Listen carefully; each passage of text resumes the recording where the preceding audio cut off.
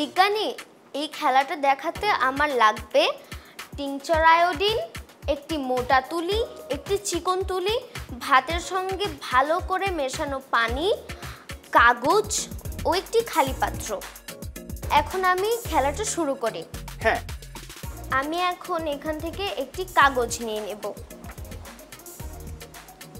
এবার আমি পানির সাথে ভালোভাবে মিশে নেওয়া ভাতের মিশ্রণটি তুলিতে নিয়ে নিব।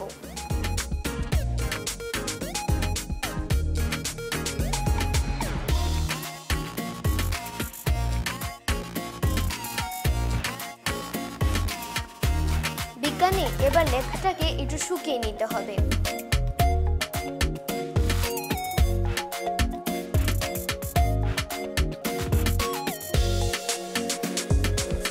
বিজ্ঞানী, তুমি কি এখানে কোনো লেখা দেখতে পাচ্ছ?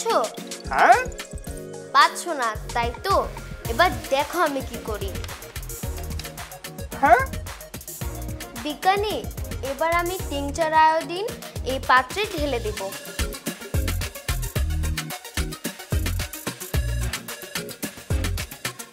হ্যাঁ,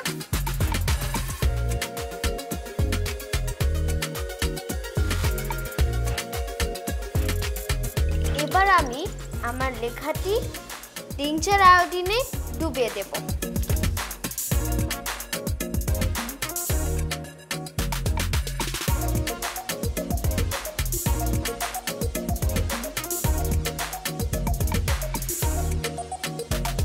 বিজ্ঞানী, তোমরা কি দেখতে পাচ্ছ?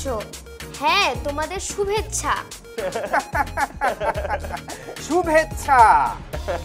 তোমাকেও অনেক অনেক শুভেচ্ছা বন্ধু বিজ্ঞানী। সারগাম, সত্যি খুব অসাধারণ একটা খেলা দেখিয়েছো। আমরা আজকে অনেক মজার মজার খেলা দেখছি। হ্যাঁ, দারুণ দারুণ খেলা, আমার ভীষণ ভালো লাগছে। হ্যাঁ, সব বন্ধুই কি মজা করে খেলছে। আচ্ছা, এটা কিভাবে হলো আমি বল দেই?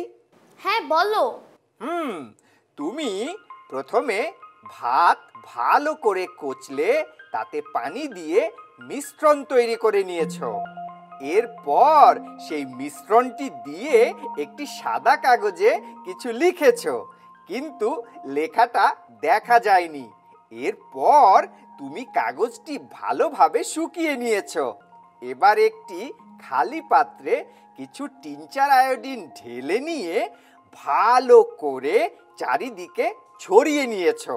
এরপর তোমার লেখা কাগজটি টিংচার আয়োডিনের পাত্রে ভালোভাবে ডুবিয়ে দিয়েছো, তাই না পিকু? তাই তো। হ্যাঁ, আর যখনই তুমি কাগজটি টিংচার আয়োডিন দিয়ে ভিজিয়ে দিয়েছো তখনই লেখাটি পরিষ্কার দেখা গেল।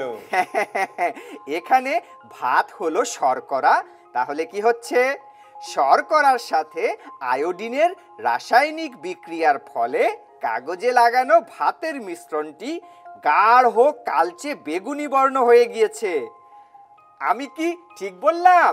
হ্যাঁ, তুমি একদম ঠিক বলেছো বিজ্ঞানী। বন্ধু বিজ্ঞানী, তোমার এই অসাধারণ খেলা দেখানোর জন্য তোমাকে অনেক অনেক ধন্যবাদ। তোমাদেরকেও অনেক ধন্যবাদ বিজ্ঞানী। বন্ধু, তোমার সঙ্গে আবার দেখা হবে। তুমি কি মজার একটা খেলা দেখিয়েছো, আমার খুবই ভালো লাগছে। তুমি ভালো থেকো। বিদায় বন্ধু। তোমরাও ভালো থেকো। বিদায়।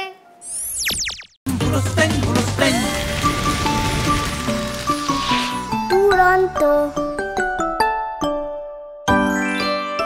ফেসবুকে ফলো করো এবং ইউটিউবে সাবস্ক্রাইব করো দুরন্ত টিভি।